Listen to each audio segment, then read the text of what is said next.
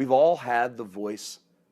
This is not meant for any offense at any, I'm the biggest duck in the pond, man.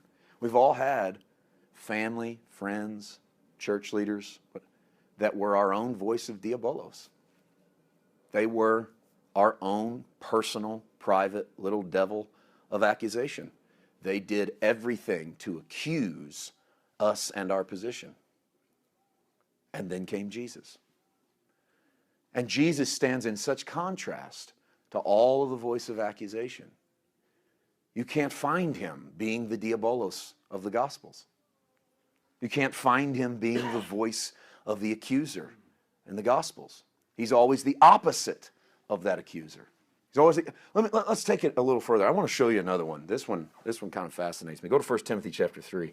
I'm going to show you that it's not just a Jesus thing. Just in case you're still thinking, well, that was an exception because I know the argument. I've been down this road. The argument there is, well, Judas was possessed of the devil, so Jesus had the right to call him diabolos. Okay, 1 Timothy chapter 3. I'm going to show you the qualifications for church deacon. This is an exciting Sunday morning at Holly Inn. The qualifications for a church deacon. Are you ready? Verse 8, deacons must be reverent, not double-tongued, not given to much wine, not greedy for money, holding the mystery of the faith with a pure conscience. But let these also first be tested, and let them serve as deacons, being found blameless. Oh, that's really good. That's nice. Now what about their wives? In the New Testament, we even had qualifications for deacons' wives. Here they are. Likewise, wives must be reverent, not diabolos, temperate, faithful in all things. You didn't see the word diabolos there, did you? You saw the English word, the New King James, you saw the word slanderers. But did you know that in the Greek, this is the exact same word that showed up in John 6. It's the exact same word that showed up in 1 Peter 5:8. Paul said, don't let the deacon's wife be a diabolos. Now, I'm not here to talk about deacons' wives. I'm not here to talk about pastors' wives. I'm not even really here to talk about you or to talk about me. I'm here to make a point that the New Testament writers loved to use this word whenever they found someone who had a spirit of accusation, whether it was a human being, whether it was one of the 12 disciples, whether it was your cosmic character that we call the devil. Whatever it was, the diabolos was anybody that opened their mouth and slandered people.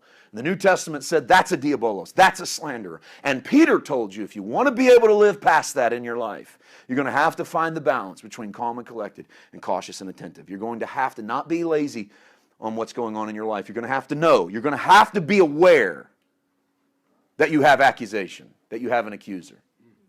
You're going to have to be aware that it's not always going to be roses, that it's not always going to be easy, that there is going to be someone who has a word to say against you, that has things to bring against you, accusations to bring against you.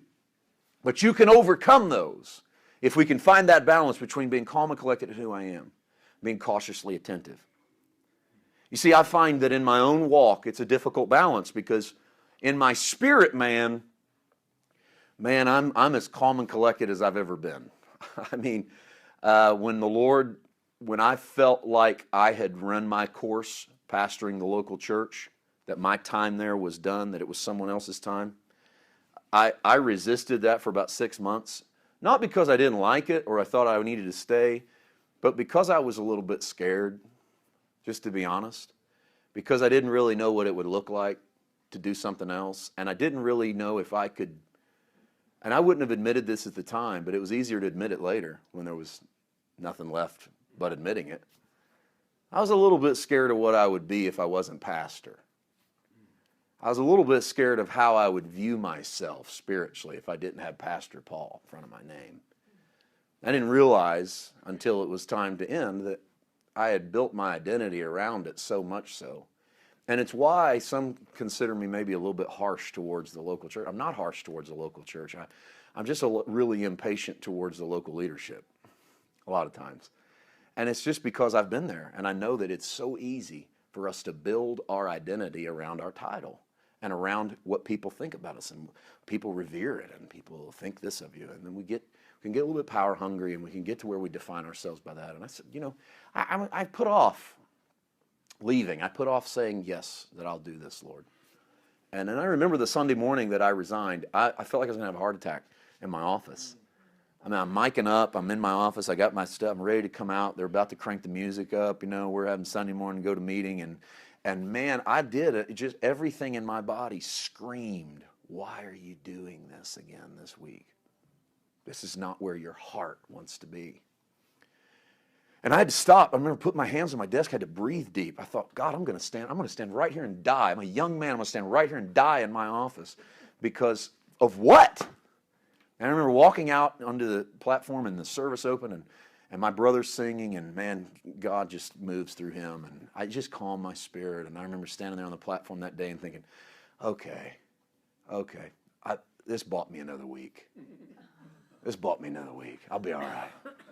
And I remember walking across that platform and taking the service and ministry. I still remember what I preached. And I preached and I forgot all about it all.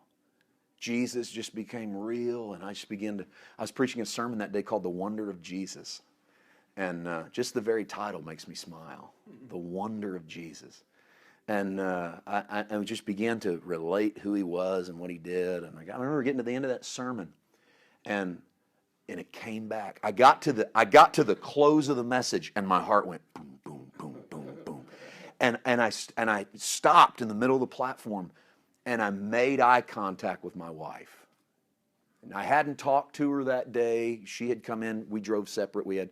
I'd come to church a lot earlier, and I hadn't got to even speak to her. I don't even think I'd got to say hello. And I made eye contact with my wife, and I saw it. I saw that moment and I remember I nodded from the platform, and I even verbalized. If you go back and find that sermon, I think you'll even hear me say, I think I even said into the mic, today's the day.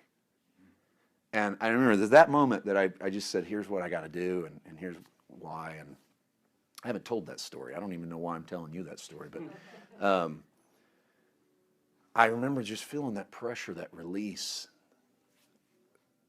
I never walked into such calm and collectedness in my Christianity as I did in that second. That second, it was as if you just fell asleep in the boat. In the middle of all of that stuff, you just said, all right, let's go.